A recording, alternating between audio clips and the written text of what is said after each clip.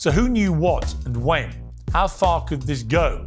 Is this the music version of the Epstein scandal? A secret audio recording, Prince's last private message before he died in 2016, has just been revealed in court, and it's explosive. In the chilling clip, the iconic artist doesn't talk about music. Instead, he lays out detailed allegations against none other than Diddy, accusing him of disturbing behavior behind the scenes at exclusive industry parties. First Diddy party I went to was at Prince's house. So you want to go to Prince's house to the Diddy party where Tyrese is performing and Demi Moore and Ashton Kutcher are swinging on swing.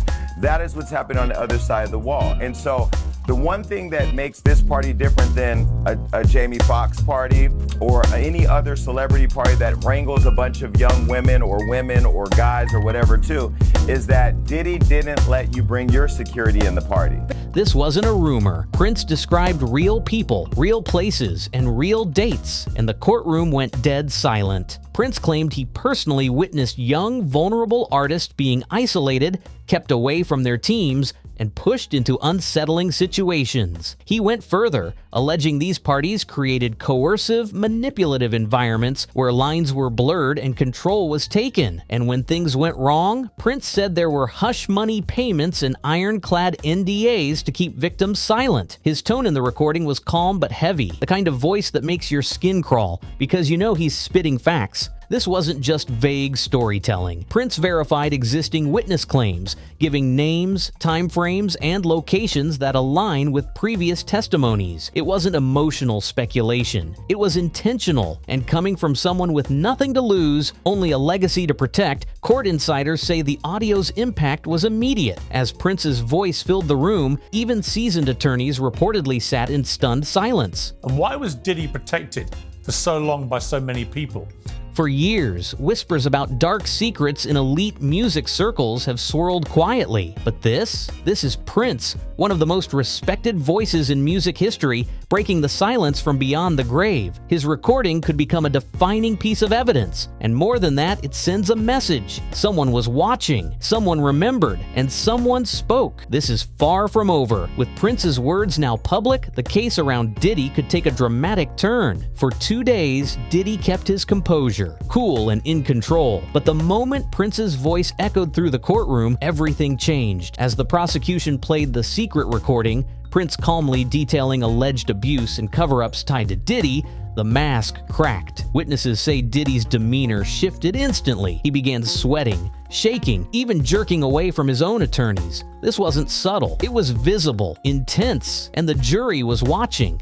Then suddenly he stood up and shouted, "That's a lie, he wasn't even there." The courtroom gasped. His team rushed to calm him, but the damage was done. The judge fired back immediately, threatening him with contempt for the outburst. It wasn't just emotional, it was desperate. And in that moment, the courtroom's power dynamic shifted completely. Until now, Diddy had held the line, projecting confidence and control. But this crack right before the jury showed something deeper: fear. It's one thing to deny allegations, it's another to lose control when a late icon's voice confirms them. Legal analysts are already calling this outburst a major misstep, proof that the evidence is hitting where it hurts. Prince may have shattered the defense's image in just one audio clip, and Diddy's own reaction could have sealed it. Where this trial goes next is anyone's guess, but one thing's clear. I think he's going to go to the prison for the rest of his natural life. The federal guidelines are going to be astronomical. The courtroom just caught fire. This wasn't a coincidence, it was a trap, and Diddy walked right into it. The prosecution didn't just play Prince's secret recording on a whim, they waited until day 3 of the trial for a reason. By then, Diddy was calm, confident, and unshaken. That's when they struck. And what happened next was precisely what they planned for. According to court insiders, the release of the audio was timed for maximum psychological impact. They knew Diddy had been confident during the first 2 days. By day 3, his defenses were relaxed. And right as the cameras began rolling again, just when media attention was fading, they dropped the recording. Prince's voice, his allegations, his tone. Diddy's reaction wasn't a surprise, it was the goal. This wasn't careless. It wasn't rushed. The prosecution spent over 4 months verifying the audio with multiple forensic experts to ensure its authenticity was beyond dispute. They didn't just play the clip. They rehearsed how to deliver it, where to pause, when to let silence linger, and how to provoke the strongest reaction possible. Diddy's outburst, his shouting, the breakdown, the contempt warning, was all captured for the official courtroom record, precisely as planned. Legal experts call it one of the most calculated strategic moves in a high-profile trial this year. By making Diddy's reaction part of the evidence, the prosecution didn't just show what Prince said, they showed what it did to the man accused. Now, instead of a composed defense, the jury sees a shaken figure losing control at the sound of one voice. This wasn't just a legal strategy, it was psychological warfare.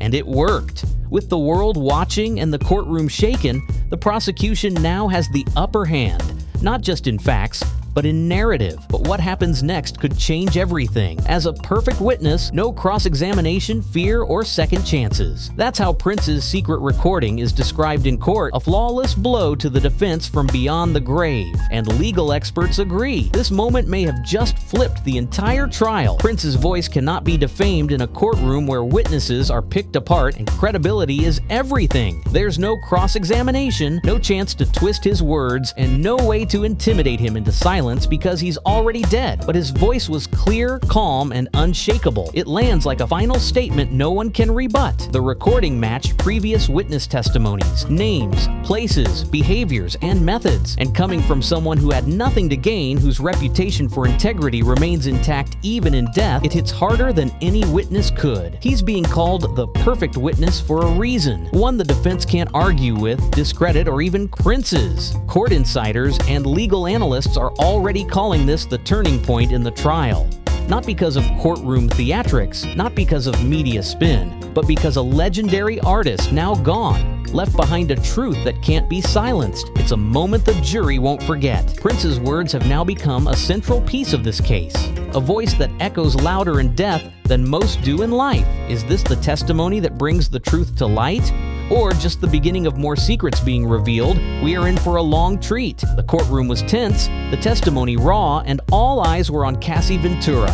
Her cross-examination continued, but this time Diddy's legal team changed tactics. Their goal was not to deny everything, but to reshape the narrative, to paint the relationship as consensual, wild, and wanted. But what happened next told a very different story. Diddy's attorneys tried to portray Cassie and Diddy's past as mutual and sexually adventurous. They referenced old text messages where Cassie supposedly mentioned interest in freak-offs in an attempt to undercut her allegations and suggest she was a willing participant. It was a risky move, one aimed at shifting blame and mudding the emotional clarity of her earlier testimony. But here's the thing, the jury was locked in.